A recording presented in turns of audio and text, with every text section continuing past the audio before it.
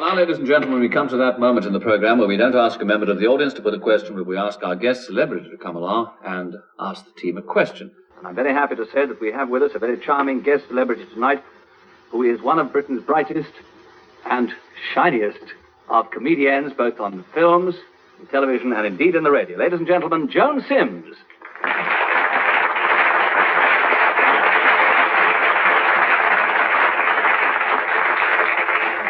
Hello, Joan. We've met before. We won't say where, but we have met before. Joan, would you like to put your question? Yes, I would. Good evening. Good evening. Why does the team think that British people drink so much tea? What a stupid question to ask this team. Why does the team think that the British people drink so much tea? Well, I would say, first of all, we're a rather temperate race, as compared to France, where they have to bring in laws to stop them drinking. And most of us, I say this loosely when I say most of us, are teetotalers. Now, the hardest thing in the world is to get a satisfying drink when you're a teetotaler. I'm biding my time on this. I'm giving you a lot of material. And I feel that the only satisfying drink is a cup of tea. I mean, you get up in the morning, a nice cup of tea. It's part of our heritage. You get that? Is that where you keep it? Yeah. In your heritage. Really, though, if you are a teetotaler, the most difficult thing in the world is to get a drink. They give you all these sickly sort of drinks. And I have been in a public house and said, could I have a pot of tea? And I got it after they picked the barmaid up off the floor. I've been in that public house. There's a plaque on the wall. This is where Tommy Trinder asked for a cup of tea. There's a little girl. No, he didn't get it. As we've just had pointed out, the barmaid expired. Ah, but when she got up... I've been in that pub, too. It's the beer that tastes like tea. They told you. Are you assuming the team does think this? Why does the team think? No, but I mean, it is a commonly accepted fact that British people drink a lot of tea. Well, now, it's an accepted fact by you, perhaps. No, it's quite isn't... I agree with you, Miss Sims. Don't be put off your point. No, Don't I'm be not. bullied. No. You stick to your point.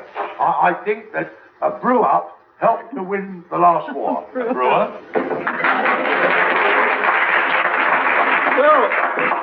Well, what do you mean a brew-up? Brewer helped. Mr. Trinder cajoles an easy round of applause out of this very malleable audience by saying a brew-up helped to win the last war. So did I. That's why it took so long.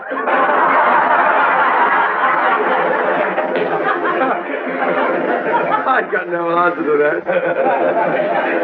Wait till you read my diaries. The memoirs of Field Marshal Edwards. Yeah. My word. You have the same trouble with that book as they had with another one a little while ago. I think this might be a nice moment where we invite Joan Sims to express an opinion about her. Has she gone home? No, I wouldn't let her. She's right here. Joan, why do you think that the British people drink so much tea? I think that tea is a kind of cosy drink, don't you? That's where I get the word tea cosy from. I mean, you kind of know you're safe with a cup of tea, don't you? Well, you're safe with me. What you mean to say is that if you're out with a man and he orders a pot of tea, you're safe. You're safe. If he orders a brandy. No gentleman says to you, come up and have a pot of tea, does he? Are you trying to kid us that you want to feel safe, Miss Sims? Oh, it's nice, I think. Well, I mean, chacun a son goût, as they say. What's that mean? Everybody's got the gout.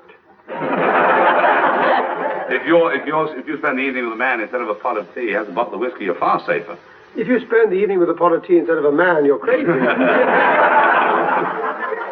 Joan Sims, do you drink a lot of tea yourself? Yes, I do. I drink a lot of tea and coffee because actually when I get up in the morning... Because you have to? I like it. Oh, I see. But I mean, when I get up in the morning, I always make a pot of coffee and a pot of tea. I hope you don't do the same before you go to bed at night. Depends entirely. Mr. Edwards, are you a tea drinker? On occasion. How do you think you got to look like that on tea? I got to impress this upon you. I'm very correct. I drink tea at tea time, which is the right time to drink it. But no other Can you imagine Edwards knocking off at 4 o'clock for tea? I I'm one. Well, what do you have when you wake up in the morning, Jim? A large whiskey? No, a bit of the shakes, usually. I just have a lightly boiled aspirin. My wife tells me that I make the best tea that anyone's ever made, and so consequently I'm stuck with this problem of making tea every single morning because I'm supposed to make tea better than anybody Isn't she clever? Yes. She That's kids you very on that clever. you make the best tea in the world so that you will make it. You haven't fallen for that? Yes, I have. As a matter of fact, she tells him he knits better than anyone else. Any minute now she'll be saying what a wonderful washer-up you are. She's done that one, too. You're lumbered with that too, are you? Yes. Jimmy, do you make the tea in the morning yourself? No. I'm a firm believer in doing nothing to help in the household at all. Not even taking wages home. Thank you, team, very much, and thank you very much, Joan Thank you. Sims.